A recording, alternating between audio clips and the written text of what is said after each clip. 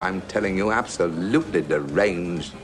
You mean a syndrome of sensory limbic hyperconnection? No, I mean he's fucking mad. But surely you could deal with him. You're an expert in this field. You're an authority. You must be interested in a case like his. Of course I am, Mr. Valentine. But I'm not sure if I can help you. Perhaps if you would treat him as your equal? Smith? Mm-hmm.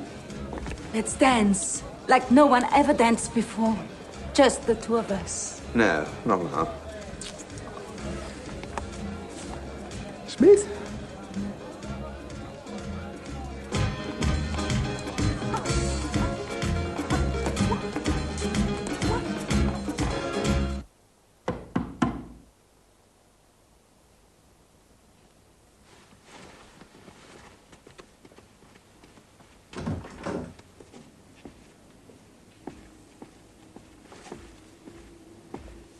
Excuse me, I thought Mr. Valentine was in. I think he must have lost us. Thank you.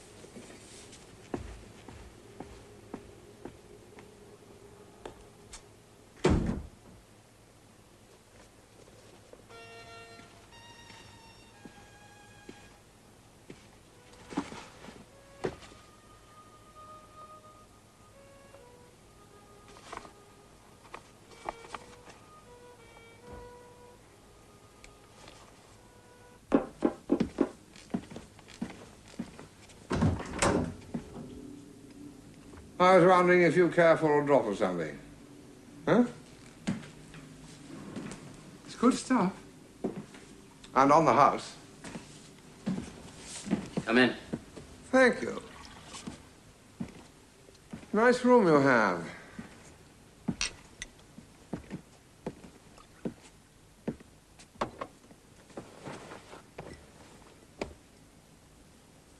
Cheers.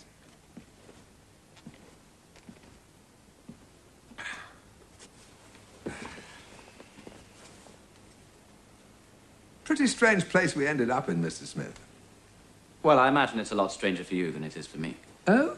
Why is that? Well, it must be hard for you here without all your fans. The attention, the applause, all those things you took for granted. I took nothing for granted. It took damned hard work to earn it. When I arrived in New York from Europe in 1930, all I had was a piece of paper with the address of Howard Nilsson on it. I went to his office to ask for an audition. They told me to come back tomorrow, and they kept telling me to come back tomorrow for 6 months. It was November, in the middle of the Depression. I took a shabby room at the Breslau Hotel, which left me with no money to buy any food. It was a terribly cold winter, and I had a small paraffin heater giving out enough warmth to soothe the tips of my fingers. I turned up every day asking for an audition until eventually I was given one and I got the part. It was interesting. I thought the, What? Doesn't matter. What?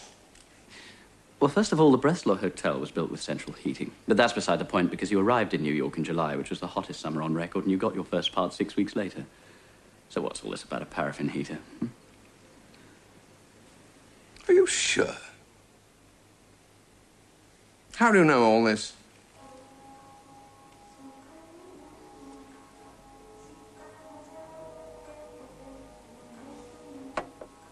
I'll be back. Cesar, I've been waiting for you. Oh, do cheer up.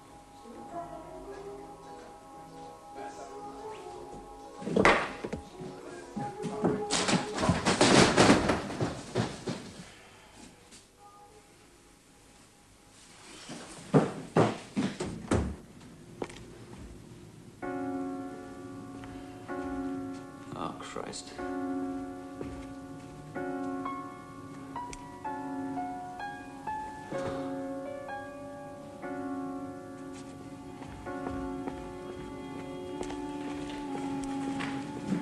Oh, excuse me. I see Dr. Frisch has been moved to another room. Can you tell me where I can find her? Pardon? Dr. Frisch. Can you give me her new number, please? We don't have anyone of that name here. Oh, come on. You know Dr. Frisch. Everybody knows Dr. Frisch. I know all the guests who are staying in our hotel perfectly well. I never heard that name before. I'm sorry. Oh, fuck you.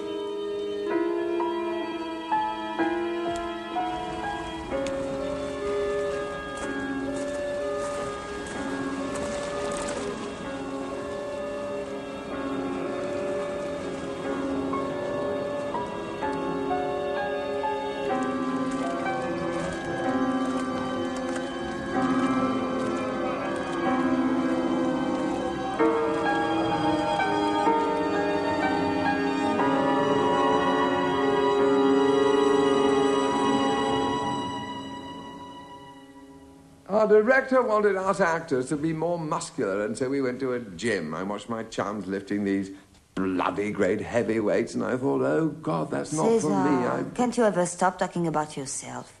What about my past? I had 4 new dreams, and they're very important to me. Oh, well, tell me all about them, lovey. There was a sheep on a dusty road. A beggar stretched out his arm for money and... Extraordinary! I played a beggar once. A blind beggar. A villainous blind beggar. Of course, I overacted dreadfully. I was miserable. I thought I'd never work again. I went home.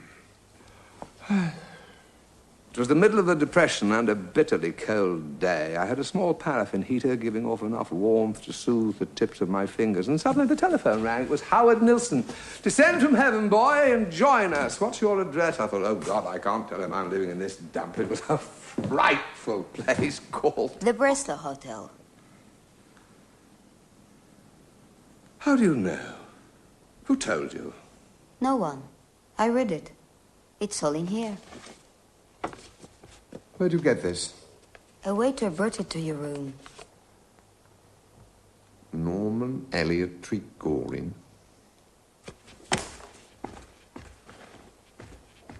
Where are you going?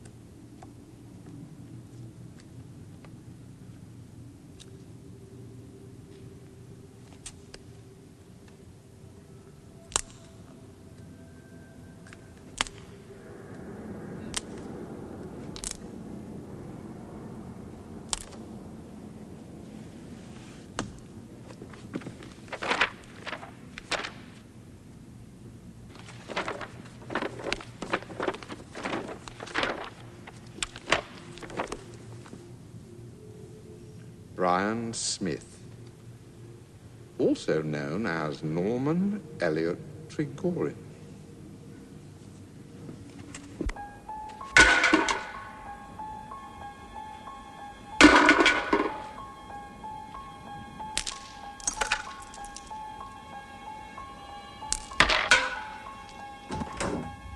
Trigorin, Norman Elliot.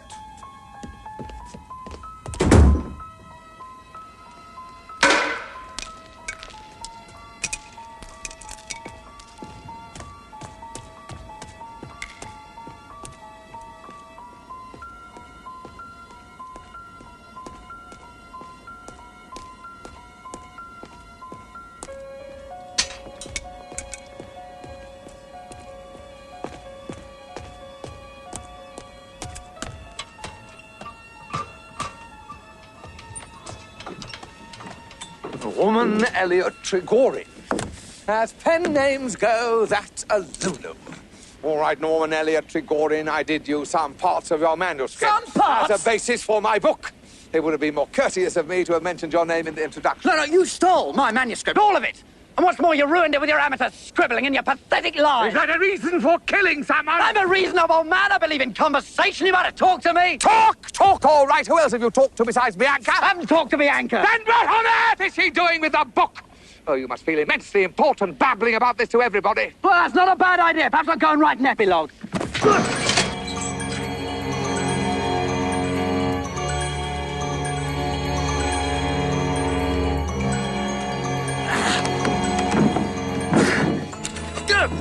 What are you doing? You're out of your mind.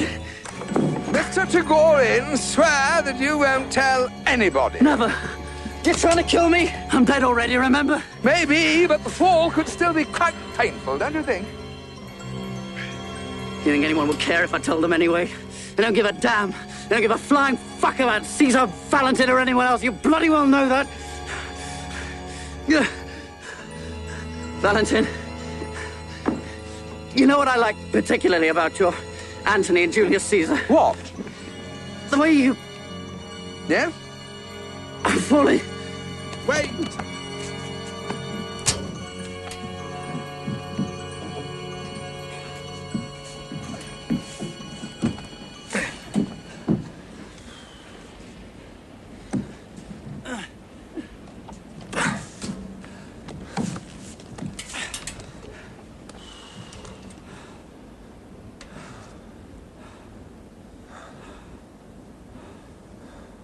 You are talking of the film.